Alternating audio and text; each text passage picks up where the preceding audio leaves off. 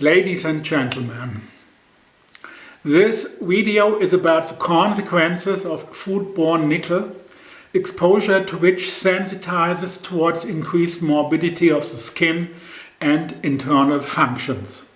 Nobody can consider oneself safe from nickel. Critical information is therefore warranted on the toxic physiology of nickel, on everyday nickel exposure, and on possibilities to minimizing nickel exposure. The individual sensitivity to nickel has been characterized in 1889 by Alfred Blaschko as extremely variable. This explains why nobody considers oneself as nickel sensitive unless one has personal experience with a local eczema that emerged upon habitual contact to a piece of metal. See figure 1a through c. Less obvious but still unequivocal evidence for nickel sensitivity is further provided by systemic eczema, usually on both hands, which emerge upon a nickel-rich diet. See figure 1d. The major nickel-rich foods include baking soda and baking powder, hydrogenated fat, cocoa beans, soybeans, legumes and nuts. The lack of previous eczema, however, does by no means indicate resistance to nickel. Besides local and systemic nickel eczema, there are a number of common skin problems which are phenomenologically related to nickel eczema. Those subacute skin problems include acne, keratosis pilaris and swollen nail beds, as depicted in figure 1e through g. Further nickel-related subacute skin problems are listed in table 1, where you find common subacute skin problems juxtaposed to symptoms of systemic eczema. With regard to the possible causes of subacute skin problems, it can at least be said that they are caused by food components that are toxic to the skin. After all, from nothing comes nothing. Nickel is at once a suspicious candidate because nickel is the most common skin toxic substance in the biosphere.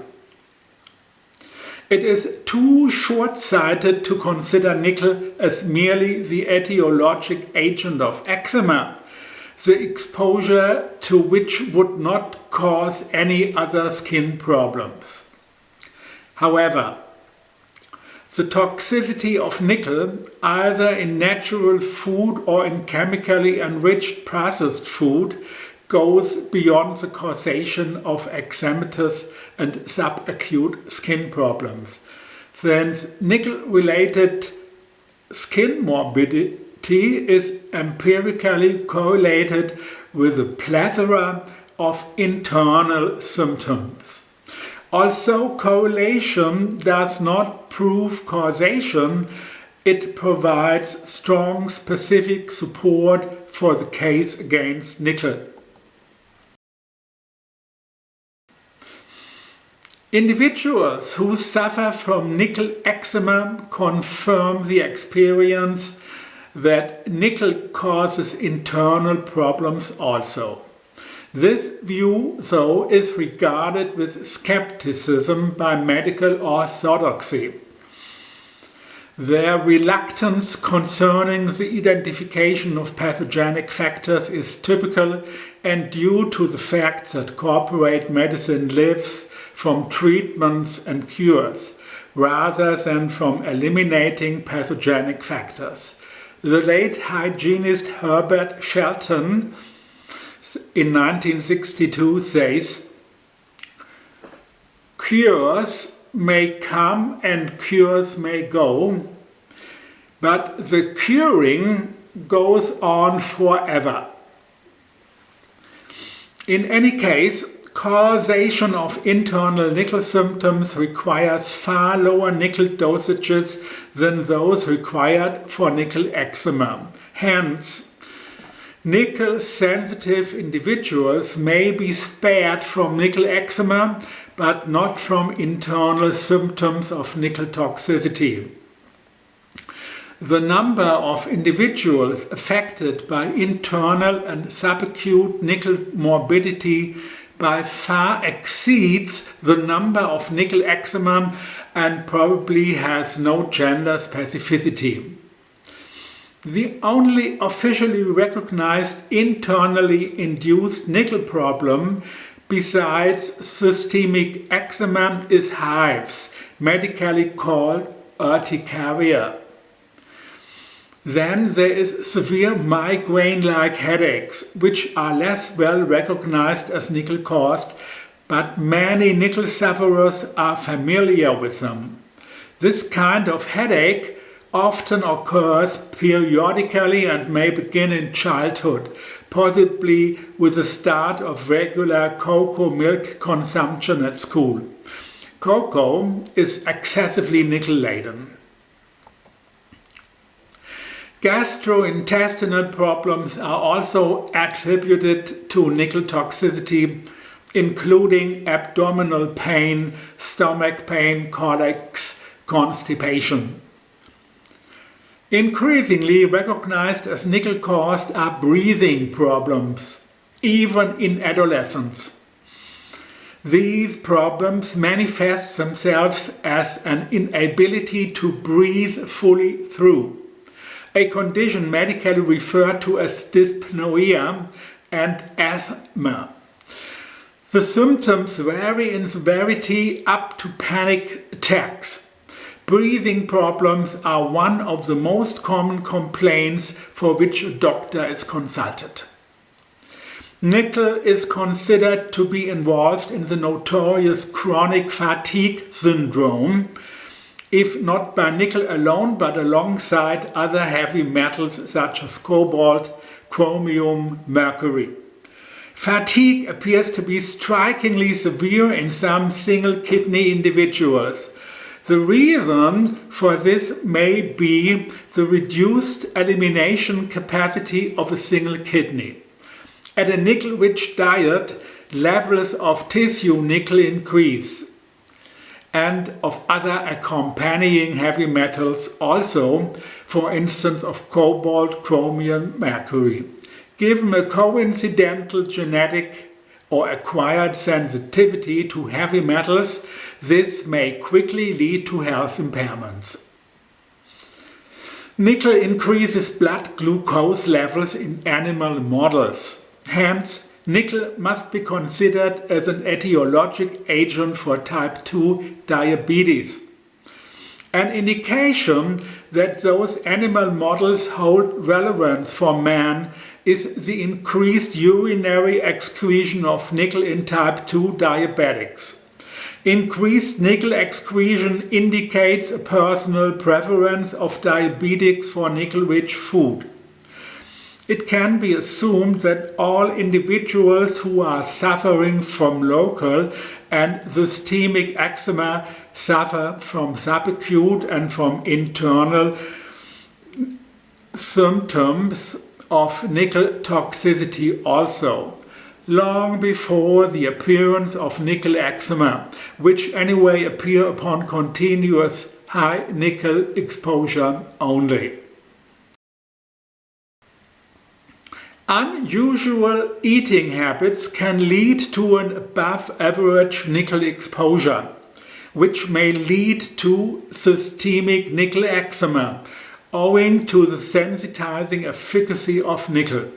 Systemic nickel eczema causes degeneration of uppermost skin layers, inflammatory skin lesions, oozing blisters, purulent pimples, burning, itchy, extremely dry, flaky, keratinized, hypersensitive skin, swollen nail beds, brittle fingernails, and other symptoms.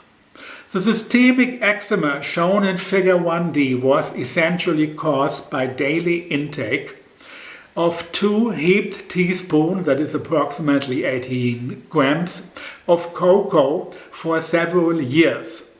The nickel content of cocoa with 8.2 to 12 milligrams per kilogram is considered excessive. Nickel exposure was further exacerbated by the vigorous stirring of the cocoa powder and milk with a steel spoon, so that nickel containing metal debris even stuck in the porcelain of the cup.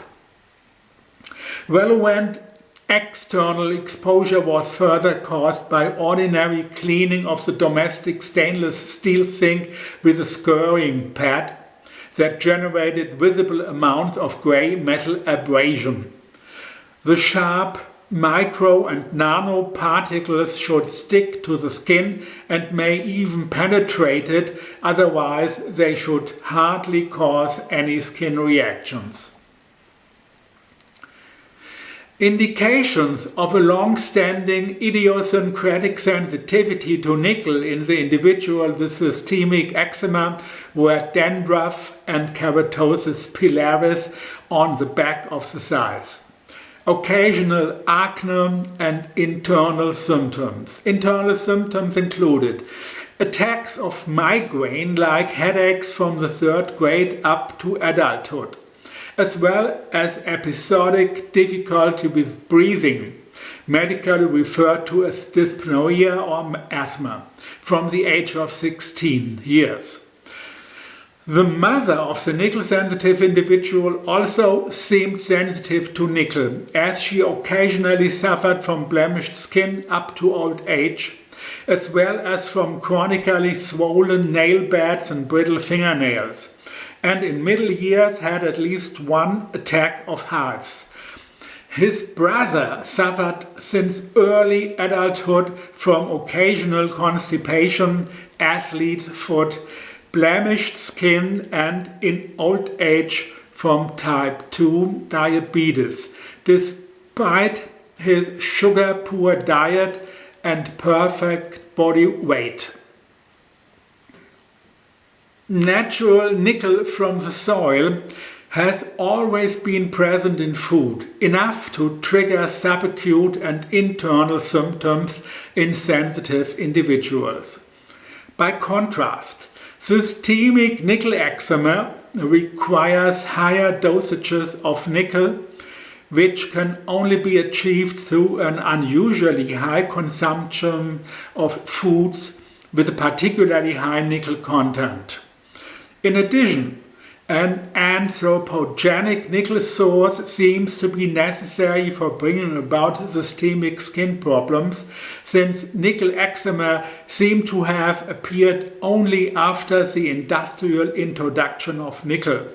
Systemic nickel eczema was first described on workers in electroplating plants who had daily direct contact with pure nickel salts or with 5% nickel salt solutions. Anthropogenic nickel is found in dissolved form in food from metal tubing, in canned food, and in sour dishes that have been cooked in steel pots. Insoluble anthropogenic nickel in the form of metal abrasion comes from low-quality metallic utensils and household objects with a soft, abrasion-intensive quality. Specialized work activities may come with high exposure to nickel. They include hairdresser, where nickel exposure stems from perm wave chemistry, cashiers by contact with coins, kitchen workers, cleaners, and metal workers. Workshops can have a high nickel content due to metal abrasion. The smoky metal oxides generated by welding require very special protective measures, which even hobby welders and artists should carefully abide by. The kitchen is a nickel-laden environment. Cutlery, pots and kitchen sinks made of stainless steel are routinely subjected to intense scouring, thus creating tiny metal particles of a size comparable to that of microbes and viruses, that is, micro and nanoparticles. The kitchen work explains the particular frequency of systemic nickel eczema in women more convincingly than the often repeated wearing of metal jewelry. In addition, there are the extra nickel-rich soybean foods like soy milk and tofu, which enjoy particular popularity amongst women. Systemic eczema is often triggered in sensitive individuals by commercial baked goods from supermarkets, bakery branches and even some organic bakeries. It is said that baked goods made from white flour generally contain less nickel than goods made from whole wheat flour. Owing to personal experience, this cannot be the whole truth, since yeast or sourdough fermented baked goods made from stone ground flour have no eczematous toxicity. By contrast, whole meal products baked with baking powder are very eczematous. This indicates a high nickel content of baking powder, which is in fact considered excessive. The industrial bakers declare the use of baking powder or baking soda in their rolls as uncommon, although some declare very well the addition of raising agents. A significant source of industrial nickel is hydrogenated fats. For the chemical reaction of fat hardening, powdered metallic nickel is an essential catalyst, but cannot be completely removed from the hardened fat after the reaction. The international standard for nickel residues is 0.02 milligrams of nickel per 1 kilogram of margarine.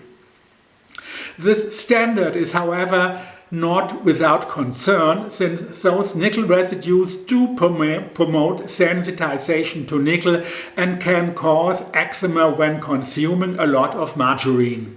In addition, it does not seem to be uncommon for the nickel content of margarine to be significantly higher, because the German Umweltbundesamt acknowledges in 2001 a nickel content of up to 2.5 milligrams per kilogram margarine. It is suspicious that the authors, who are privileged civil servants, accept the enormous fluctuation by a factor of 125 without any comment. Hydrogenated fats are used as frying and shortening fats and may be added without declaration to other oils up to a content of 20%. Hydrogenation solidifies the oil and increases shelf life. Hence, hydrogenated fats are often present in industrially manufactured cookies, cakes, tarts, ready-made pizzas, ready-made meals and in canteen and restaurant dishes. Don't eat canned food and don't use metal spoons for stirring food. Use wood or plastic spoons only. Don't cook acidic foods in stainless steel pots. If you cook bone broth, which should be done for at least 12 hours and always with a good dash of vinegar to loosen and dissolve the bone substance, do this in enameled cast iron pots only, never in stainless steel pots. Be careful with cookies, cakes and pastries because the dough usually contains baking powder that is excessively nickel-laden. Organic baking powder is also highly eczematous. Any baking powder is a mixture of acidic salts or solid fruit acids and baking soda. Upon baking temperature, the acid drives out carbon dioxide gas from the carbonic acid, which is liberated from the acidified baking soda. Baking soda, scientifically named sodium bicarbonate or sodium hydrogen carbonate, is a product of 19th century industrial coal chemistry. Don't be fooled by the viridian green mythological early days suggestive image on the packaging of the soda powder. The young woman scooping up water in the stalactite grotto guarded by a dwarf has nothing to do with the industrial manufacturing process. Do without any pretzel pastries because lye in approximately 8% sodium hydroxide solution is very nickel laden. Lye pastries are also often heavily contaminated with aluminum, which the lye dissolves from the aluminum baking trays that are popular in the industry. The question of whether the various chemical forms of nickel show different levels of toxicity has been neglected to date. It is possible that the natural nickel in plants occurs in species-specific compounds with different toxicity.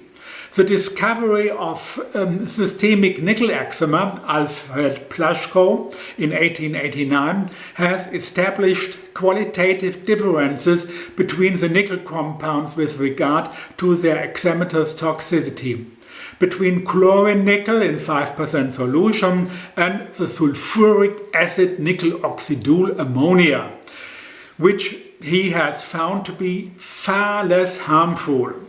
One possible explanation may rely on observed differences in the resorption of nickel chloride and nickel sulfate.